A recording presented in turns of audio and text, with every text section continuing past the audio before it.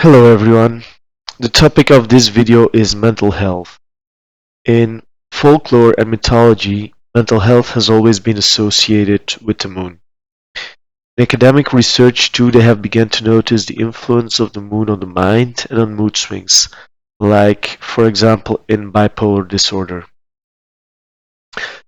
The person to remember in this regard is Dr. Thomas Ware. He's a big name in psychiatry.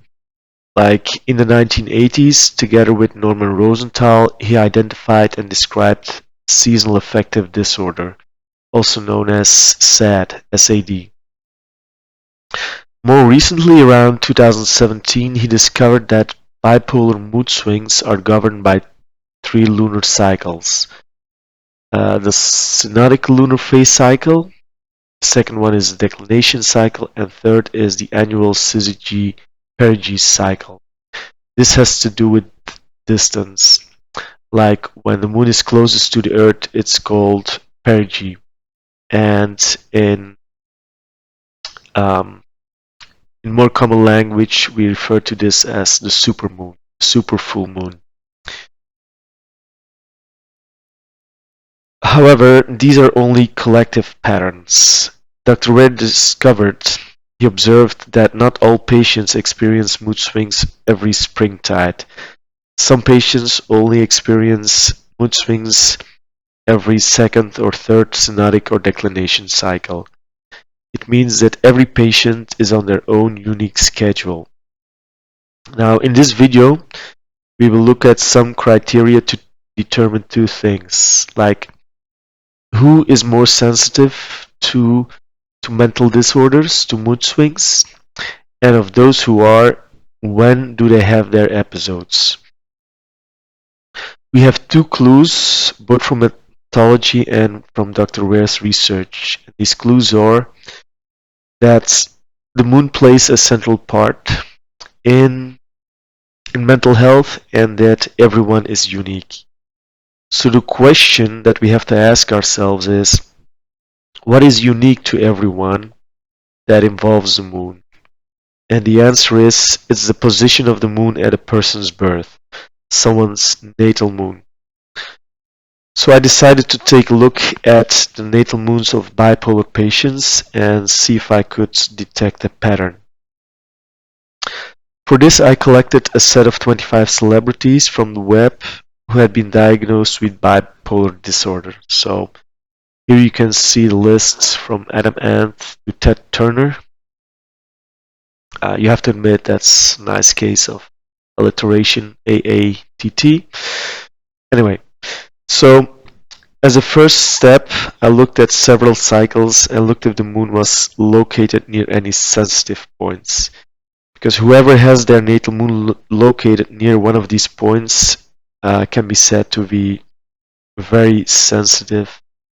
And these cycles are the diurnal cycle of the moon, meaning the daily cycle of the moon. Second, we have the sidereal longitude cycle. Then we have the tropical declination cycle. And last, we have the animalistic cycle. As I said before, this is about the distance of the moon to the earth. When it's closest to the earth, we call it perigee.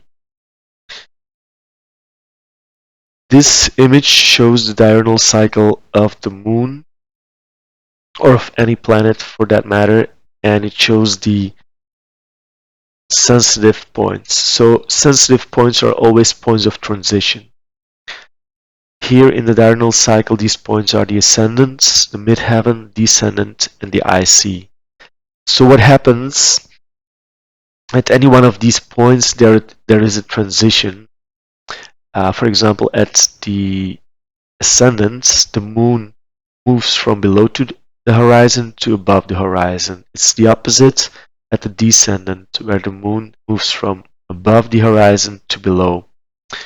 At the midheaven, we have another kind of transition. From going up, the moon is going down, and the opposite happens at the IC, or the bottom of the sky, where the moon moves from going downwards to up again. So of the celebrities on the lists, we have Uh, this group who have their natal moons close to the midheaven or the bottom of the sky. That's Adam Ant, Carrie Fisher, Demi Lovato, Kurt Cobain, Mel Gibson, Robin Williams, and Selena Gomez. Next cycle to consider is the cycle of longitude. So here the transition points or the sensitive points are the 12 points of transition between one sign and the other. Out of these 12 signs, 3 are most sensitive. They are called Gandanta. That's why I've marked them with a G. At these points, the solar signs combine or coincide better with the lunar mansions. These points are located between Pisces and Aries, between Cancer and Leo, and between Scorpio and Sagittarius. And celebrities who have their natal moons located at one of these sign cusps are within an orb of 2 degrees Katrina Zeta-Jones, Jimi Hendrix, Mariah Carey, Ray Davies, and Ted Turner. Then, even more exact, within an orb of 1 degree, we have Linda Hamilton, Samuel Taylor Coleridge, and Sinead O'Connor. Then we also have a few celebrities, a few mental patients, well, bipolar patients who have their natal moons right on the junction between two signs. And those are Baby Rexha, Carrie Fisher, Mel Gibson, and Selena Gomez. So, and as zodiac system, we can consider both the sidereal and the tropical. It doesn't matter really that much because sidereal longitude refers to what we see in the heavens, and the tropical refers to actually declination cycle. Declination cycle is tropical in nature. So we have 25 people, no, 12 people out of 25, that's 48%, who have their moons located near a sign cusp. Next, we have the declination cycle, and this image shows like the Earth cut in half from the side, and you can see on top of it we have the North Pole, and at the bottom we have the South Pole, and in the middle, this line here is the equator. So the sensitive points are the 2 points where the moon crosses the equator, like here and here, and the 2 lunar standstills in the northern hemisphere and the southern hemisphere. You can call this the lunstis or lunar standstill. And people who have their moons near these points are, you see, there's a whole list of them. Now, out of these people, there are 3 celebrities who have their moon out of bounds, and they are Jane Pauley, Kurt Cobain, and Mariah Carey. Now, what does it mean to have your moon out of bounds? It means that the moon, the moon's declination, goes even beyond the declination, the maximum declination point of the sun. We know during the summer solstice, on the 21st of June, the sun reaches its highest declination degree of 23 degrees north. Now, whenever the moon goes beyond this degree, it is said to be out of bounds, and it can even go like up to 28 degrees, and that's what we're seeing now, because 2024, around this time, the moon is said to be uh, at its maximum lunar standstill. That's, there's an 18-year period, and during a few years of this period, of this time, the moon goes beyond the sun's highest declination.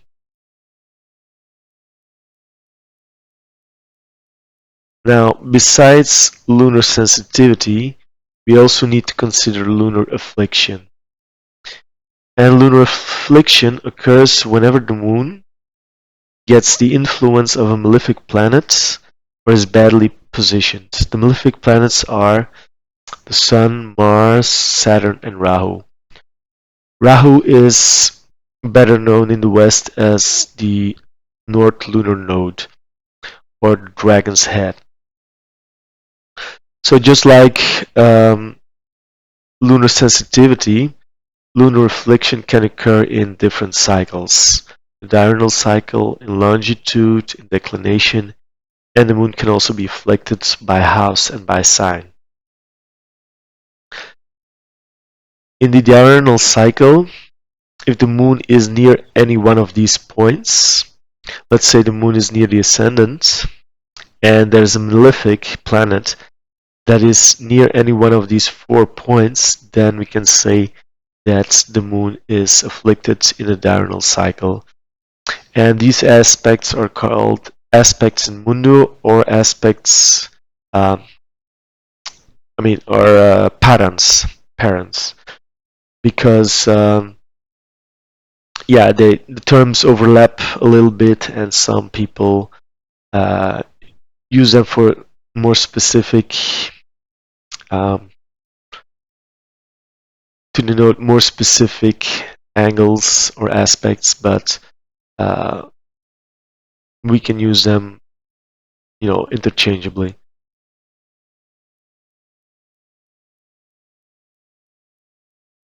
In the longitude cycle, the moon is afflicted if it gets a malefic hard aspect. Hard aspects are conjunction, which you see here, and this is a symbol, and square and opposition. When the moon is in conjunction with a planet, its angle between itself and this planet is 0 degrees. When the moon is in square with another planet, the angle is 90 degrees or 270 degrees. Just depends on how you look at it. It's also actually an angle of 90 degrees. And when the moon is in opposition to another planet, it is um, at an angle of 180 degrees, and this is a symbol. On top of that, in Indian astrology, if the moon is hemmed in by malefics, we also consider it as an affliction, and it is called Kartari. So let's say the moon is here, and it has Mars, the malefic Mars, here in this house, and in the other house it has Saturn. Then it is said to be afflicted, and that's the term for that is called Kartari, and it means scissors, because the malefics, it is the moon is hemmed in or between the two blades of the scissors. Now, what do we see? We've noticed that all of the 25 celebrities in the data sets that I've just showed you before have an afflicted moon. That's, of course, 100%. And what this means is that this variable carries the most weight in analyzing a person's chart to see if there's a possibility of any mental affliction. Last, we have the declination cycle. And in this declination cycle, the moon is considered afflicted if there is a malefic planet with the same declination as the moon, and it's called in parallel, or if there's a malefic planet in contraparallel with the moon, then it has the same degree of declination, just opposite on the other side of the equator. Like in this image, the moon and the sun are in parallel declination because they have the same degree of declination on the same side of the equator. And here, the moon and the sun have the same degree of declination but on opposite sides of the equator, so that's called contraparallel. And this is a very strong combination. For example, if the moon is both in conjunction and in parallel aspects with a malefic or with any other planet, um, it's considered a very powerful combination because if it's with the sun, we could compare it to a lunar eclipse. On the other hand, if the moon is in opposite aspects in longitude and in a contraparallel aspect in the declination cycle, that's another very strong combination, and we could compare it to a lunar eclipse. Examples of people who have this combination are Ernest Hemingway. His natal moon is together with Saturn in conjunction, and Saturn is also in parallel aspect to his natal moon. Then we have Linda Hamilton and Spike Milligan. They have a natal moon where aspect is both in opposition and in contraparallel aspect. And Carrie Fisher, she has her natal moon with both Saturn and Rahu in opposition and in contraparallel aspects. So that's uh, very powerfully afflicted in two cycles, a cycle of sidereal longitude and cycle of declination. So we know what's what happened to Ernest Hemingway and Carrie Fisher, and we'll encounter them later on in this presentation. So um, the moon can also be afflicted by house, and that's when it's located in the sixth house, because the sixth house is the house of disease, and of course, the moon representing the mind and the psyche. And if it's in the sixth house of disease, that's not good. We can derive or say or suspect there might be something going on with that person's psyche. Um, and the moon can also be afflicted by a sign, and that is when it's located in the sign of Scorpio, and that's because Scorpio is the moon's sign of debilitation. In summary, we can say that those who have mental issues have a chart or must have a chart that shows some kind of lunar sensitivity plus lunar affliction, and in many cases they have experienced some trauma. It seems like trauma seems to be the key that triggers some kind of mental problems. And as we have seen before, um, the variable that carries the most weight is lunar affliction in longitude. And here we have a summary in table form. So this is about lunar sensitivity in the different cycles, and here we have lunar affliction. That's always in combination with the malefic planets and in the different cycles.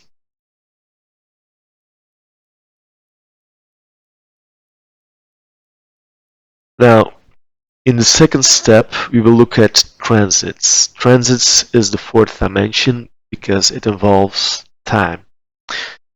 And this is where it becomes really interesting, because whereas lunar sensitivity and lunar affliction explain someone's mental problems, transits allow us to predict someone's mental crisis, like depressive episodes.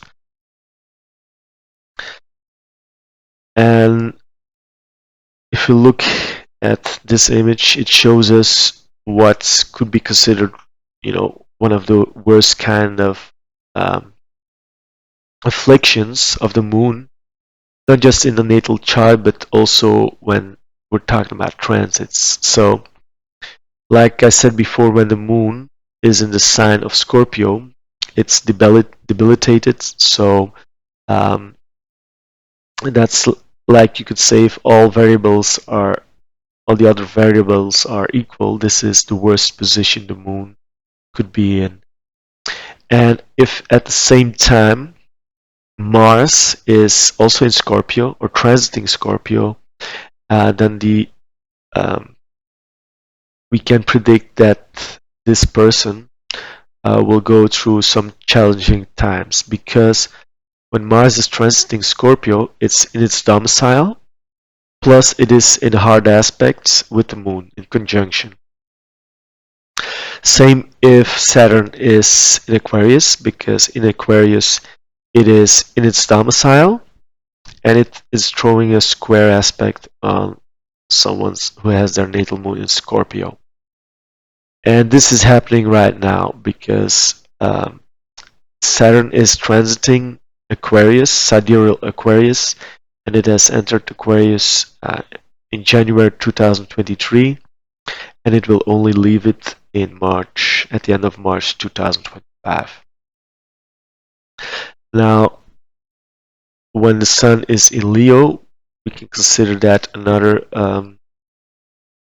challenging transit because the Sun in Leo is in its domicile and it is throwing a hard square aspect on all those who have their natal moons in Scorpio. Whenever one of these transits is occurring, the person in question will feel it hardest whenever the moon is returning to its natal sign. And in this case, that would be in its natal sign of Scorpio. So we call that the lunar return. It takes about 2.5 days.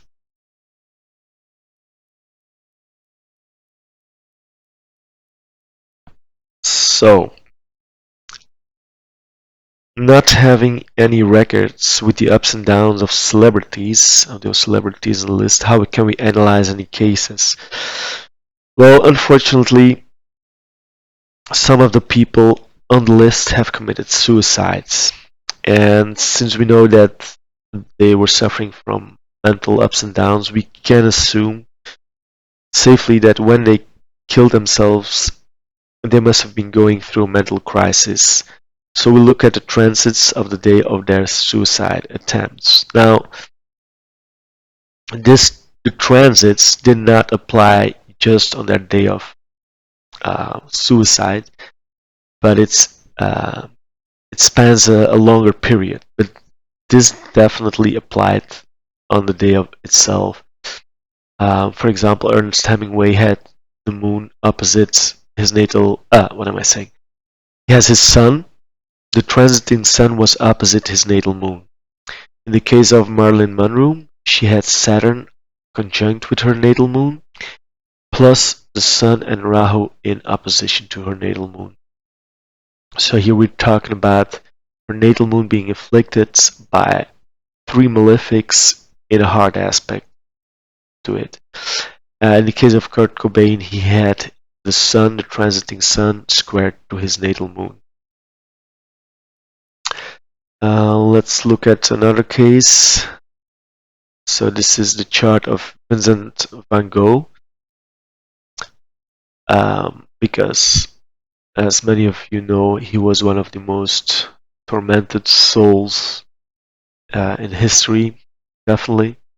So the inner wheel here shows his natal chart, and the outer wheel shows the transits on the day of his suicide attempt. And that was the 27th of July. Passed away 2 days later, but on the 27th he shot himself in the stomach. So if we look at his natal chart, we see that the moon is at 28 degrees of Scorpio. So 28 degrees, that's near a sign cusp, near transition, the junction of two signs. Now on top of that, it is um, in Scorpio. Like we said, the moon is debilitated in Scorpio, so it's in the worst sign possible. And it is in the sixth house, the house of disease. On top of that, it is opposite Rahu. It's not Rahu is not in the opposite house, but this in this case we talk about an aspect of opposition across sign boundaries. You see, Rahu is at 1 degree and the moon is at 28 degrees, so there's an aspect of opposition within a norm of 3 degrees.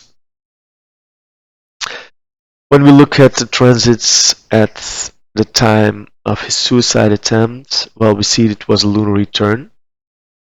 The moon is in the same sign as his natal moon, so that makes it strong.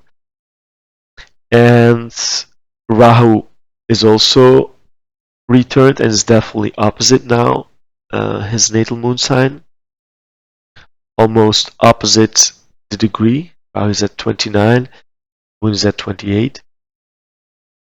Next, we also have the malefic Mars that is in conjunction with his natal moon sign, and we have Saturn, the great malefic, is drawing a hard square aspect on his natal moon.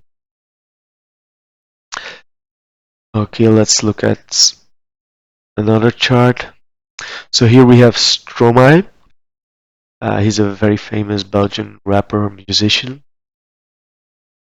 and this is just his natal chart. And what do we see here? That he has his moon in Scorpio, so that's in its sign of debilitation, and it is conjunct with Saturn.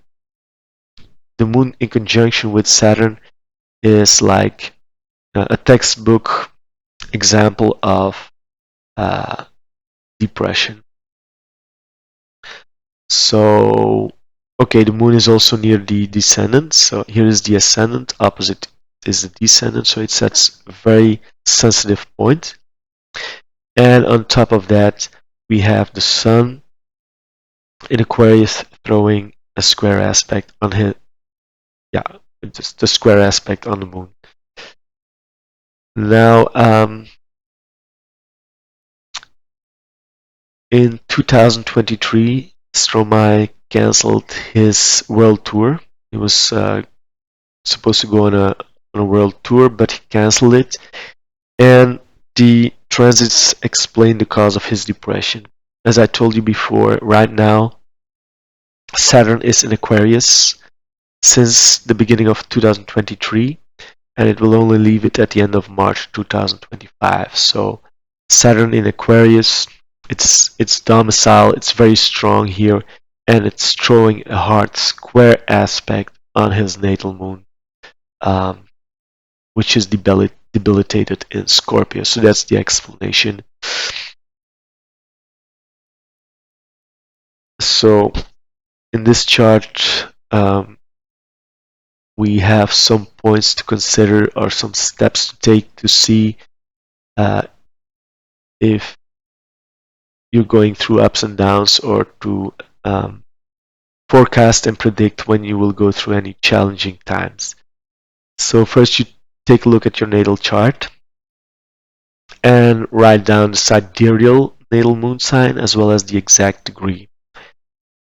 Um, yeah, you can use some astrology software, but you can also just use astro.com. You can go to astro.com and draw up your natal chart and then click the button that says plus transits.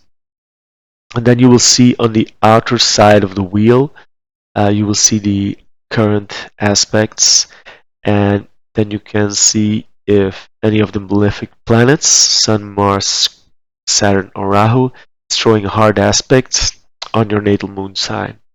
And if that's the case, that might explain some of the ups and downs you're going through.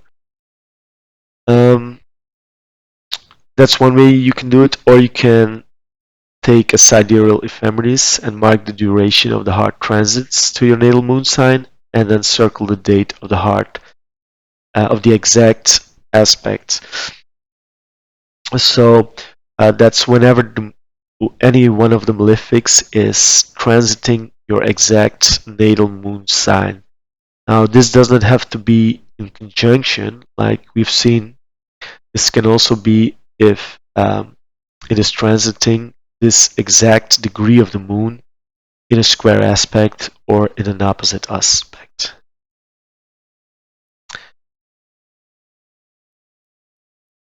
Now, when do the aspects hit the hardest? They hit the hardest when, of course, the more malefics are afflicting the moon at the same time, the harder it will be. And it will be the hardest when they hit of course, the exact degree of your natal moon sign. Now, as for Mars and Saturn, it is possible that they are going retrograde. So it's possible that they transit your natal moon sign, then go retrograde before going direct again. And this means that they will hit the natal moon sign, the natal moon degree, 3 times. So that's like a triple punch, and that can make it harder. And this is also what happened to, if you look at the transits of Saturn going over Stromae's natal moon. He was hit 3 times um, in 2023 and 24. What makes it even worse is that um, if any of the malefics is stationary on the natal moon's degree, and that happens before it's going retrograde or before going direct again.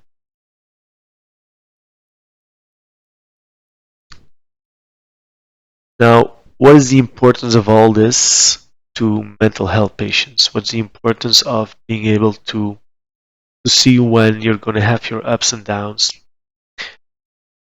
Well, first of all, it takes away the stigma. As we've seen, mental health issues are not imaginary. These patients are not weak, they're just lunar afflicted. They are predisposed natally and astrologically to have these ups and downs in their moods. Of course, a lot of it has to do with have they experienced any trauma or not, because that seems to be a trigger to the potentials that are present in the natal chart. The second way that this knowledge may help mental patients is the knowing that mental crises are temporary. Like, okay, it's not chronic. Whenever this transit has passed, it will go better. So it will give them some hope, something to look forward to, and this is not a small thing. Next, the foreknowledge of challenging times may give them a chance to prepare. Like, for example, if you're a celebrity, famous